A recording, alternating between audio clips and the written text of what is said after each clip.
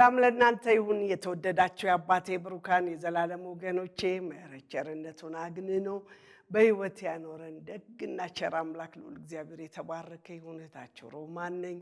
ምሕረቱን አግንኖልን ዛሬ ላይ ቆመናል። ስለ ብዙዎቻችሁ ጌታን እጅግ አድርጌ አመሰግናለሁ። ስታገኙ የምታበረታቱን በዚህ በኢትዮጵያ ያላችሁ በስልክ እየደወላችሁ የምታበረታቱን የእስራኤል ቅዱስ እግዚአብሔር ይባርካችሁ ማለት እወዳለሁ። ብዙዎቻችሁ የጸሎት ርዕሶቻችሁን እየላካችሁ እየጸለይንላችሁ በጣም በሚገርም ሁኔታ ብላሽ እያገኛችሁ ያላችሁ ሰዎች ያላችሁ እግዚአብሔርን ስለእናንተ ባርካለን። በእውነት ያደረገ የሰራ እግዚአብሔር ነው። አሁንም የጸሎት ርዕሶቻችሁን በጽሁፍ ብታሳውቁን በተለይ ጨምረን ለመጸለይ ድል ፈንታ እናገኛለን። የሰማይ አምላክ እግዚአብሔር ይባርካችሁ። በተለይ በዚህ በአገልግሎት ሰዓት ባለመደወል እየተስማማችሁ ስለሆነ ጌታ ኢየሱስ ይባርካችሁ። ለበረከቱ በጣም እንወዳችኋለን። ከእናንተ ጋር ነው የእግዚአብሔር መንግስት የምንወርሰው። ክብር ለእግዚአብሔር ይሁን። እንደምታውቁት በተከታታይ በዩቲዩብ ላይ የዚህ መልእክት ተከታታይ ትምህርቶች እያለፉ አሉ። እናንተ ካደመጣችሁ በኋላ ሌሎች እንዲያደምጡ የምትፈልጉትን ወይም ደግማችሁ ለመስማት በተለይ የዚህ ሁለተኛ ጴጥሮስ መልእክት ከአንድ ጀምሮ እየተከታተለን ያለው። ስለዚህ አብራችሁን ብንቀጥል ደስ ይለኛል። ብዙዎች እየተጠቀማችሁ እንደሆነ እየነገራችሁን አላችሁ። የሰማይ አምላክ እግዚአብሔር ይባርካችሁ። እንጸልይና ዛሬም እግዚአብሔር እንዲናገረን ለሱ እንሰጣለን። በዘላለም ዙፋን ላይ በክብር በምህረት ያለህ የረዳህ የደገፍክ ያገዝከን ትልቁ እግዚአብሔር ዛሬም ካንተው ልንሰማ ካንተው ልንማር አንተኑ ልናደምጥ በዚህ አለን። ስለምትረዳን ስለረዳህን ስላገዝከን አቅም ስለሆንከን ክብር ላንተ ይሁን። ደግሞም የእስራኤል ቅዱስ ልዑል እግዚአብሔር ሆይ ዛሬ ላይ ቆመን የቸርነትን የምህረትን ክንድ እያሰብን እግዚአብሔር እርሱ አምላክ ነው ብለን በፊትህ አለንና እንደ ቃል እንድትናገረን ሁሉ ላንተ ሰጠን። ጸጋን አቅምን ጉልበትን እንድትሰጠን በቃልህ ደግሞ ተናግረህ እንድትፈውሰን በኢየሱስ ስም ጸለይኩ። እጅ በኛ ላይ ትሁን፣ የአመፃ ጉልበት ይታሰር በኢየሱስ ስም አሜን። ክብር ለእግዚአብሔር ይሁን። እንደምታውቁት በሁለተኛ ጴጥሮስ መጽሐፍ ምዕራፍ 1 ላይ ነው ያለነው። ካለፈው የሚቀጥለውን ትምህርት ነው የምንቀጥለው። ክፍሉን አነብና ቀጥላለሁ። ከምዕራፍ 1 ከቁጥር 2 ጀምሮ ያለውን አነባለሁ። እንደዚህ ይነበባል። የመለኮቱ ኃይል በገዛ ክብሩና በበጎነቱ የጠራንን በማወቅ ለሕይወትና እግዚአብሔርን ለመምሰል የሚሆነውን ነገር ሁሉ ስለሰጠን በእግዚአብሔርና በጌታችን በኢየሱስ ክርስቶስ እውቀት ጸጋና ሰላም ይብዛላችሁ። ስለ ክፉ ምኞቱ በዓለም ካለው ጥፋት አምልጣችሁ ከመለኮቱ ባህሪ ተካፋዮች በተስፋ ቃል እንድትሆኑ በእነዚያ ክብርና በበጎነት የተከበረና እጅግ ታላቅ የሆነ ተስፋን ሰጠን። ስለዚህ ምክንያት ትጋትን ሁሉ እያሳያችሁ በእምነታችሁ በጎነትን ጨምሩ፣ በበጎነት እውቀትን፣ በእውቀትም ራስን መግዛት፣ ራስን በመግዛት መጽናትን፣ በመጽናት እግዚአብሔርን መምሰል፣ እግዚአብሔርን በመምሰል የወንድማማች መዋደድ፣ በወንድማማች መዋደድ ፍቅርን ጨምሩ። እነዚህ ነገሮች ለእናንተ ሆነው ቢበዙ በጌታችን በኢየሱስ ክርስቶስ እውቀት ስራ ፈቶችና ፍሬ ቢሶች እንዳትሆኑ ያደርጓቸዋልና። እነዚህ ነገሮች የሌሉት እውር ነውና በቅርብም ያለውን ብቻ ያያል፣ የቀደመውን ኃጢአቱን መንጻት ረስቷል። ስለዚህ ወንድሞች ሆይ መጠራታችሁንና መመረጣችሁን ታጸኑ ዘንድ ከፊት ይልቅ ትጉ። እነዚህም ብታደርጉ ከቶ አትሰናከሉ። እንዲሁ ወደ ዘላለሙ ወደ ጌታችን መድኃኒታችን ወደ ኢየሱስ ክርስቶስ መንግስት መግባት በሙላት ይሰጣችኋል ይላል። እንግዲህ ከታች ያለው ነው። ስለዚህ ወንድሞች ሆይ መጠራታችሁን እና መመረጣችሁን ታጸኑ ዘንድ ከፊት ይልቅ ትጉ።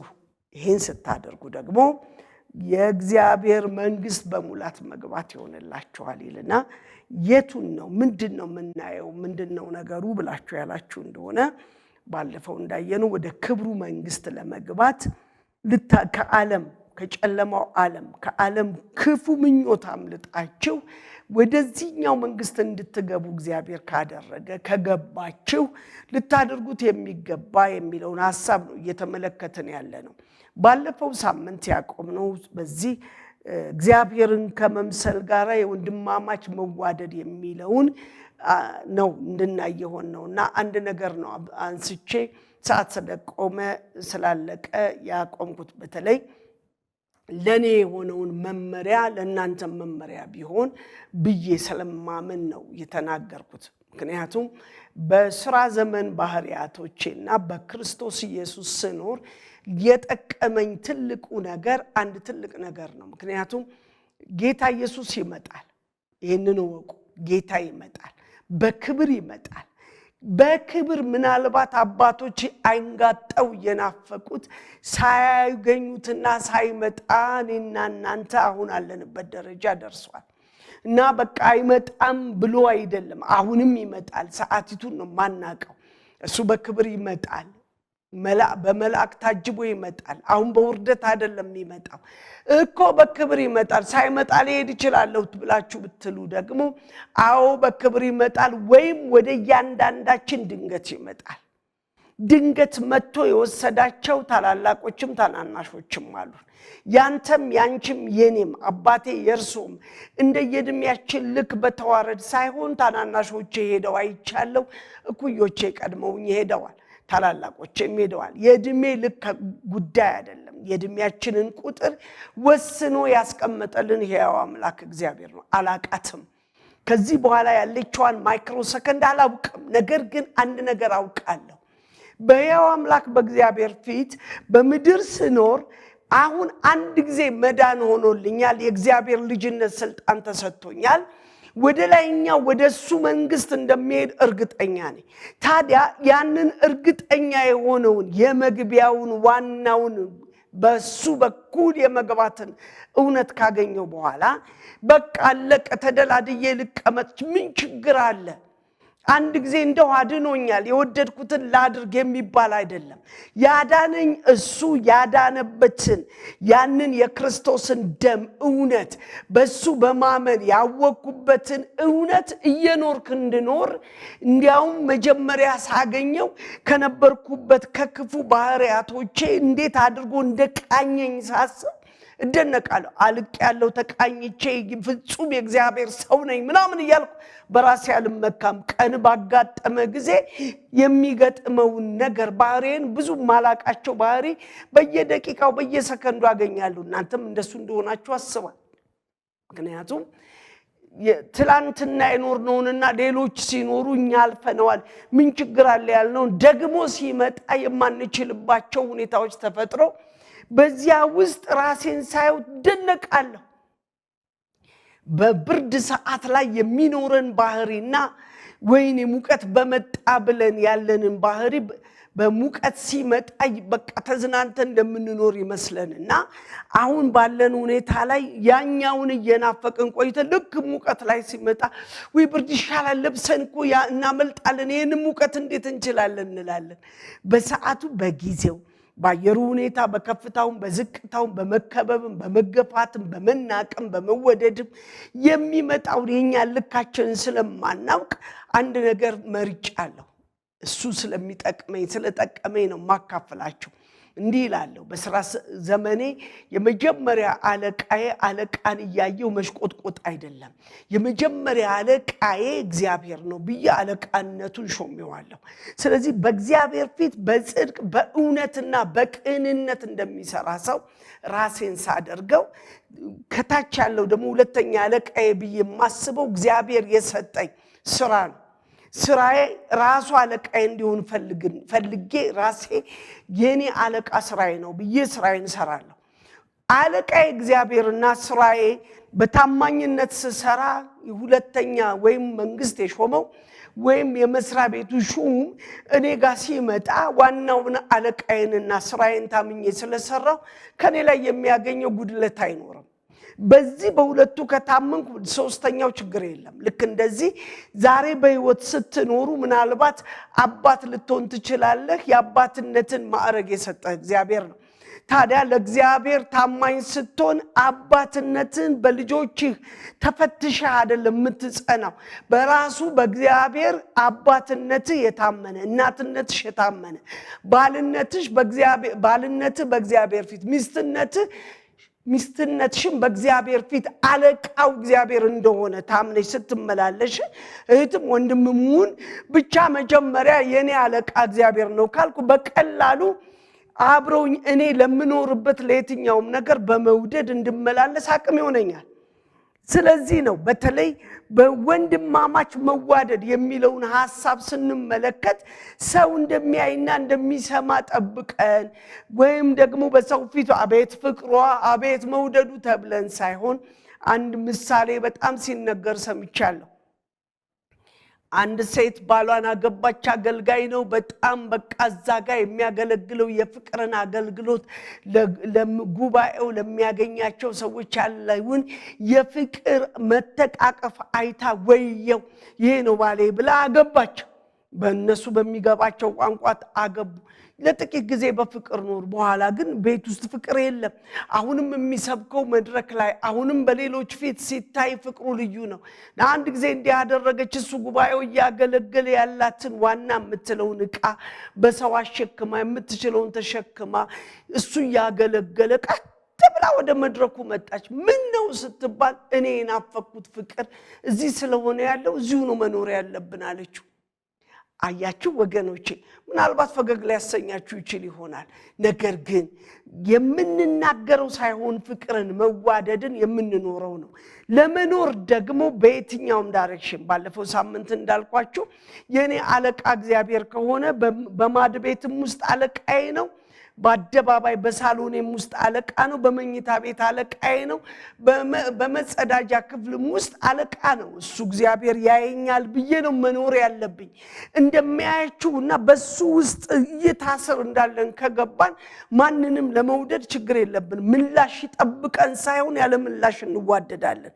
በተለይ ዮሐንስ የፍቅር ሰው ተብሎ የሚባለው ዮሐንስ እንዲህ የሚል ነገር ሲናገር እናየዋለን።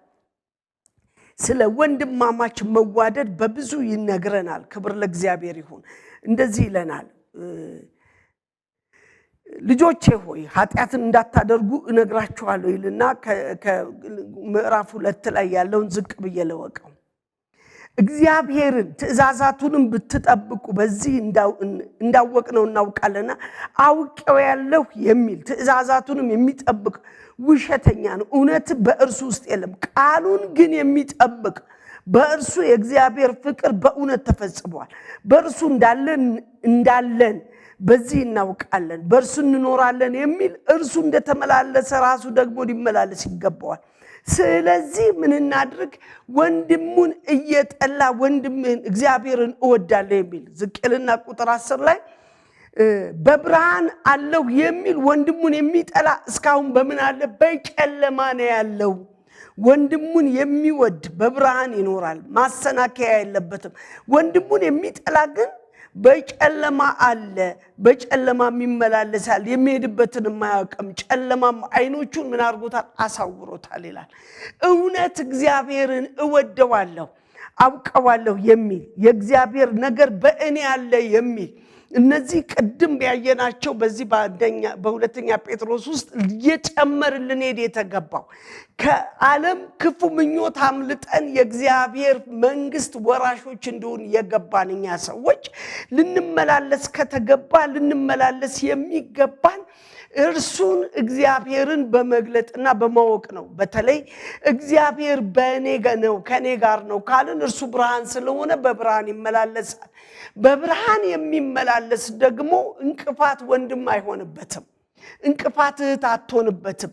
በብርሃን አለው የሚል ወንድሙን የሚጠላ ምንድነው? ገና በጨለማ ነው ያለው።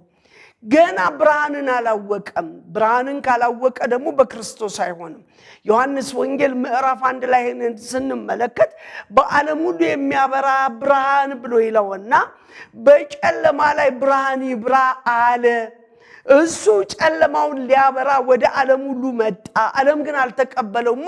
ብርሃን የሆነው ክርስቶስ ብርሃን የሆነው በጨለማ ተቀምጠን ላለነው ሕይወት ለጎደለን እርሱ ብርሃን ሆኖልን መጣ። ወደ ብርሃኑ እንድንመጣ የብርሃኑ ልጆች እንድንሆን ፈቅዶ ራሱን ሰጠን። ክርስቶስን አውቃለሁ የሚል እርሱ ጨለማው የበራለት ሰው ነው። ጨለማው የበራለት ሰው ደግሞ በብርሃን ይመላለሳል። ብዙ ጊዜ ተናግሬዋለሁ። አንዲት ትንሽ ልጅ ቃል እንድታካፍለኝ ከመተኛታችን በፊት ስጠይቃት አንድ ነገር አደረገች። ያለንበትን መኝታ ቤት መብራቱን አጠፋችው። ምን ነካሽ? ቃል አካፊኝ እኮ ነው ያልኩሽ። ቆይ አየሽዋል ጨለማ አይደል? አዎ። ደግሞ ቀጠለችና አበራችው። ከዛ ምንድነው ስላት፣ ይውልሽ ሁላችን በጨለማ ነበርን። ክርስቶስ ልክ ሲመጣ አሁን ጨለማው የት እንደሄደ አናውቅም፣ በብርሃን አለን። ክርስቶስ ይሄ ነው አለችኝ። እስከ ዛሬ ድረስ እናገረዋለሁ። ምናልባት ወደ 10 ዓመት ይሆነዋል ልጅቷ ከተናገረች። ለኔ ግን ትልቅ ምልክት ሆነልኝ። የእግዚአብሔርም ቃል እንደሚናገር ማስረጃ ሆና አገኘኋት። እናንተ የተወደዳችሁ የአባቴ ብሩካን ምናልባት ትልልቅ አገልግሎት ልታገለግሉ ትችላላችሁ። ምናልባት ብዙ መከናወን በቴዎሎጂ ዕውቀታችሁ ብዙ ደረጃ ደርሳችሁ ሊሆን ይችላል። ብዙ መከናወኖች በስራም በዓለም ባለው ስራ በመንፈሳዊ ነገርም በሽምግልና ይሁን በየትኛውም አገልግሎት ልታገለግሉ ትችላላችሁ። ክርስትናችሁ ዘመናትን ያስቆጠረ ሊሆን ይችላል። እንደኔ ከግሚያችሁ በላይ የሆነውን ቆይታችሁን ከአጋማሹ በላይ የሆነ ቆይታችሁን ከሱ ጋር ነው ልትሉ ትችላላችሁ። ነገር ግን አንድም ሰው ቢሆን የምትጠሉት ካለ ገና በጨለማ ናችሁ። ብርሃን በእናንተ ውስጥ የለም። ለምን?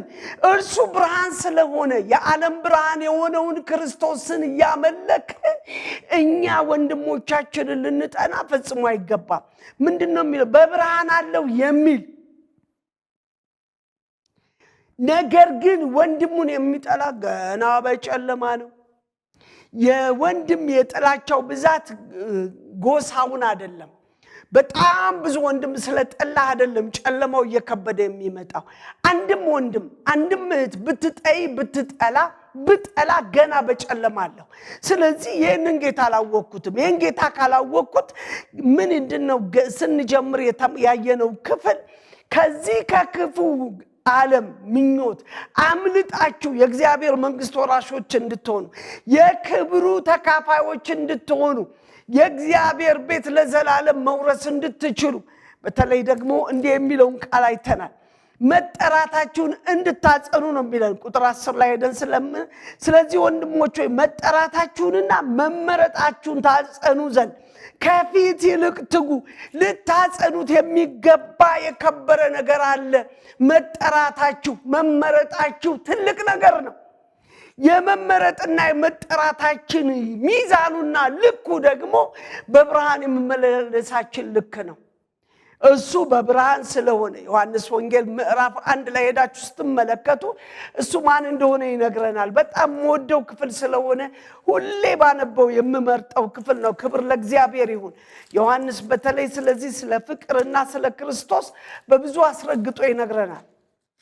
እንዲህ ብሎ ይናገራል። በመጀመሪያ ቃል ነበር፣ ቃልም በእግዚአብሔር ዘንድ ነበር፣ ቃልም ራሱ እግዚአብሔር ነበር። ይህ በመጀመሪያ በእግዚአብሔር ዘንድ ነበር። ሁሉ በእርሱ ሆነ፣ ከሆነው አንዳች እንኳን ያለ እርሱ አልሆነም። በእርሱ ሕይወት ነበረች፣ ሕይወትም የሰው ብርሃን ነበረች። ብርሃንም በጨለማ ላይ ይበራ ነበር፣ ጨለማም አላሸነፈውም ይልና ከዛ ዝቅ ብሎ እንዲህ ብሎ ይናገራል። ከእግዚአብሔር የተላከ ስሙ ዮሐንስ የሚባል አንድ ሰው ነበረ። ሁሉ በእርሱ በኩል እንዲያምኑ ይህ ስለ ብርሃን ይመሰክር ዘንድ ለምስክር መጣ። ስለ ብርሃን ሊመሰክር መጣ እንጂ እሱ ብርሃን አልነበረም ይላል። ስለ ዮሐንስ ሲናገር እርሱ ሊመሰክር የመጣው ስለ ብርሃን፣ ስለ የትኛው ብርሃን? ሁሉ በእርሱ ስለሆነበት፣ ሁሉ በእርሱ ስለተፈጠረበት ብርሃን፣ ለሰው ሁሉ የሚያበራ እውነተኛ ብርሃን ወደ ዓለም ይመጣ ነበር። በዓለምም ነበረ፣ ዓለምም በእርሱ ሆነ፣ ዓለሙም አላወቀውም። የእርሱ ወደ ሆነው መጣ፣ የገዛ ወገኖችም አልተቀበሉትም። ነገር ግን ለተቀበሉት በስሙ ለሚያምኑ የእሱ ልጆች ወይም የብርሃን ልጆች እንዲሆኑ ስልጣንን ሰጣቸው ይላል። ይሄ እውነተኛ ብርሃን የሆነውን ክርስቶስን የተቀበለ የእግዚአብሔር ልጅ ተባለ። የእግዚአብሔር ልጅነታችን እውነት የሚረጋገጠው ደግሞ በመኖር ነው።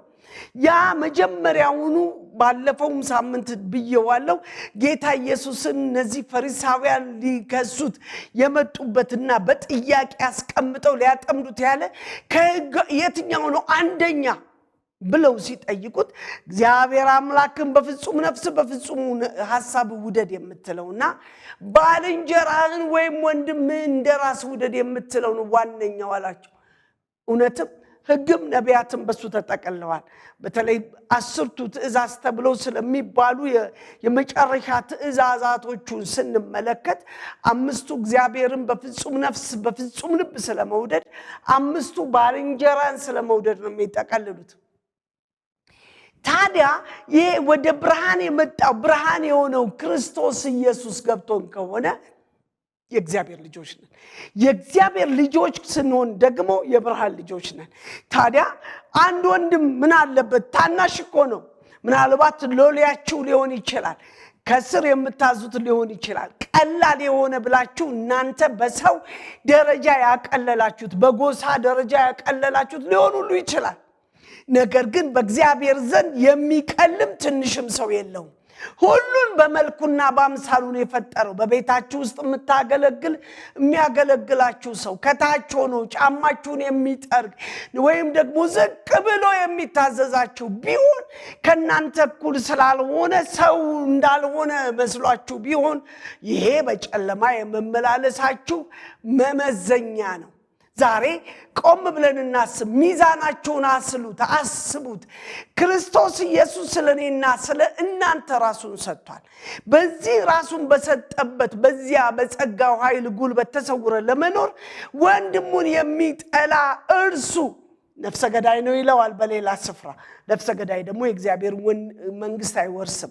ነገር ግን ወንድሙን የማይወድ ቢኖር መውደድ የጎደለው ቢኖር ገና በጨለማ አለ። ገና በጨለማ ያለው መቼ ነው? ዓለም ሁሉ በጨለማ ሆና ወደ ዓለም ሁሉ መጥቶ ሲያበራ ለኔና ለናንተ ጌታን ስንቀበል በራልን ያልነው ማለት ነው። ሕይወት አገኘን ገባህን ጌታ ሆይ ያልንበት እና ወደ ብርሃኑ መተን የእግዚአብሔር ቤተሰብ የሆንበት እውነት የሚሆነው ወንድሞችን በመውደድ ነው።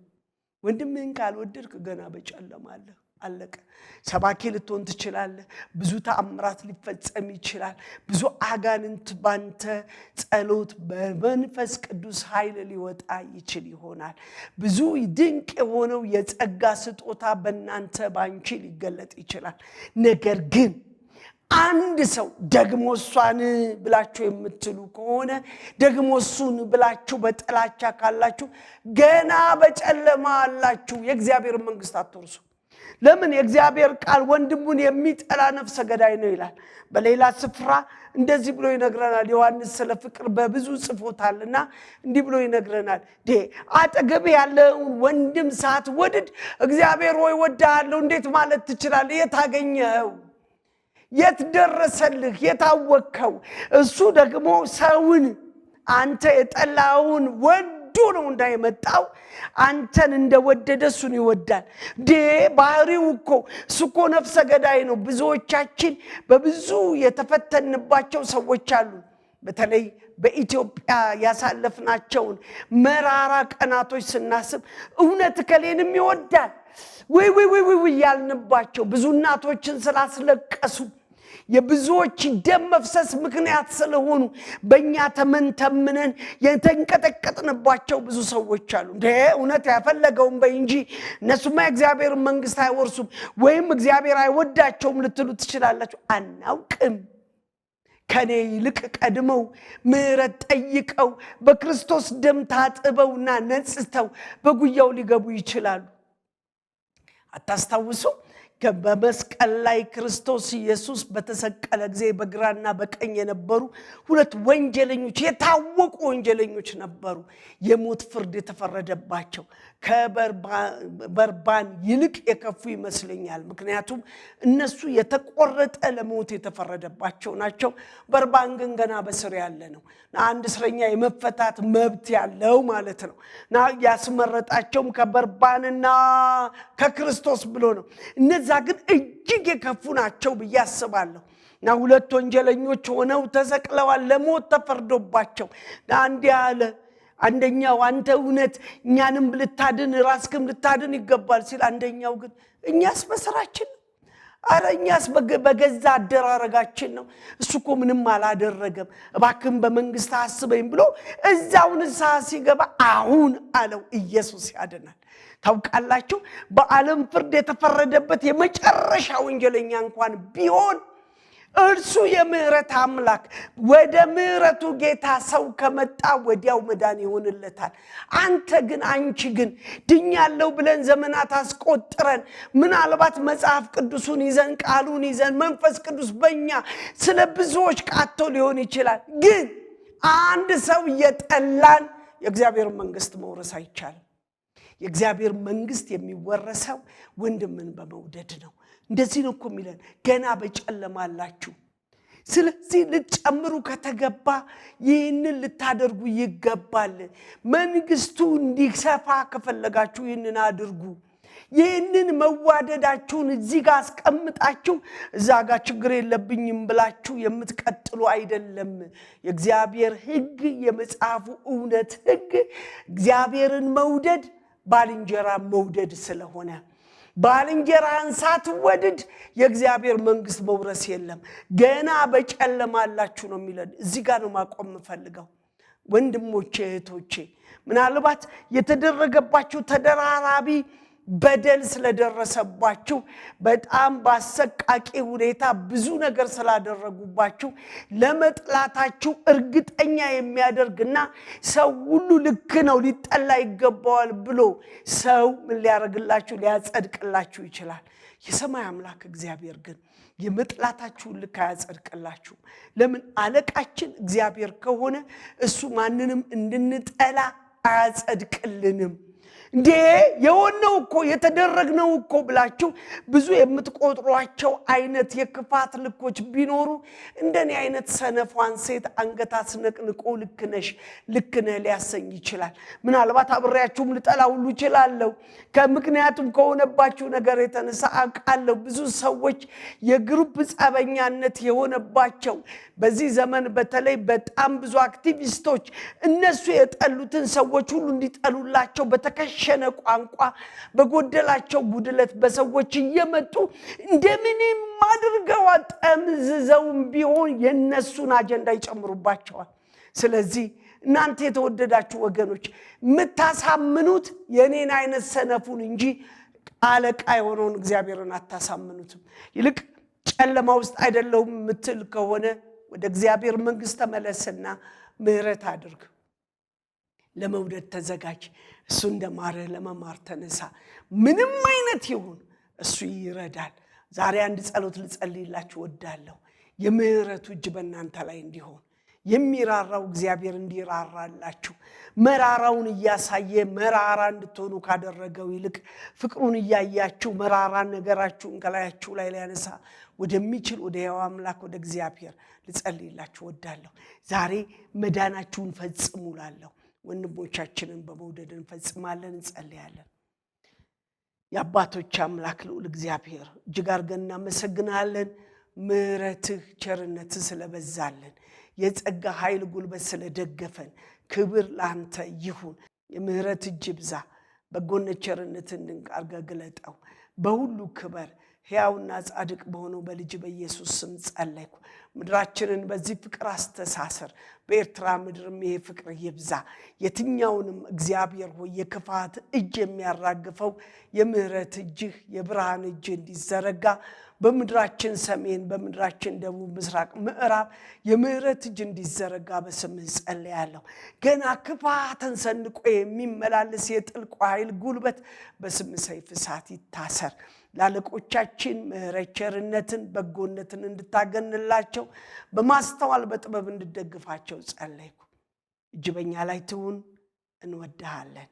በኢየሱስ ስም አሜን። እግዚአብሔር አምላክ ምድራችንን ኢትዮጵያን፣ ኤርትራ ምድር ይባርክ። ኢየሱስ ያድናል።